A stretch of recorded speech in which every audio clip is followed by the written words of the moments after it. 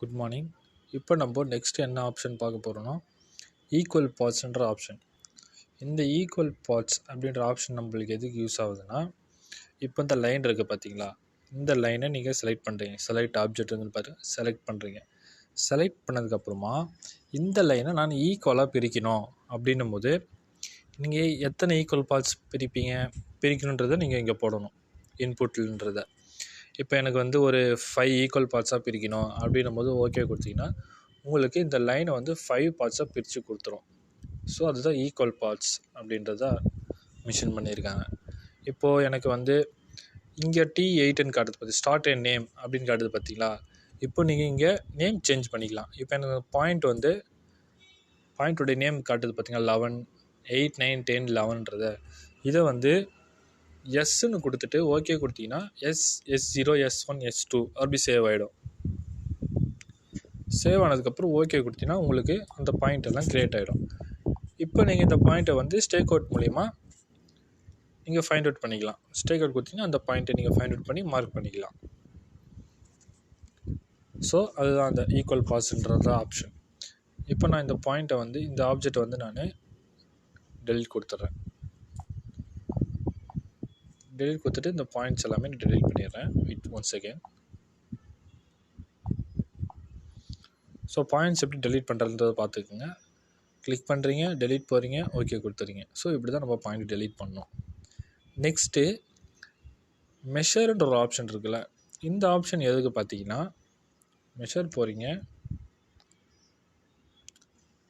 First எப்போவுமே line வரைஞ்சிருக்கணும். Okay கொடுத்துறீங்க.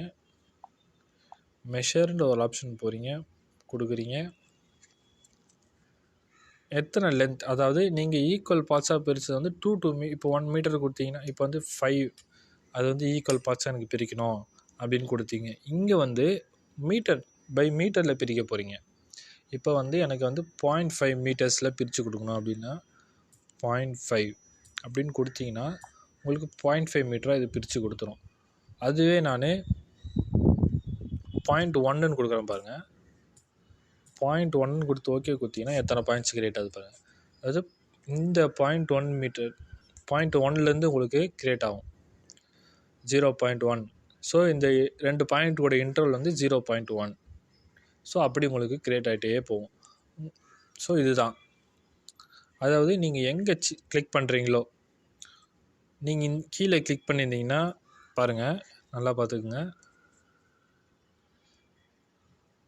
Back வந்துடுறேன். நான் ஆப்ஷன் போகிறேன், மெஷர்ன்ற ஆப்ஷன் போய் செலக்ட் ஆப்ஜெக்ட் கொடுக்குறேன். ஆப்ஜெக்ட் கொடுத்துட்டு 0.1ன்னு கொடுக்குறேன், ஓகே தரேன்.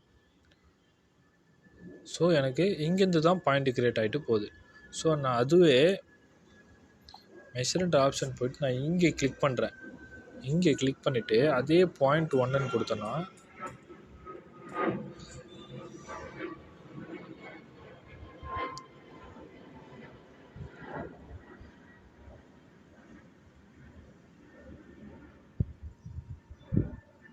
ஸோ உங்களுக்கு 8, 9, 10, 11, 12, 13 சேம் அதே தான் உங்களுக்கு இப்படி க்ரியேட் ஆகிடும். ஓகே கொடுத்தீங்கன்னா உங்களுக்கு எல்லா பாயிண்ட்ஸும் வந்துடும்.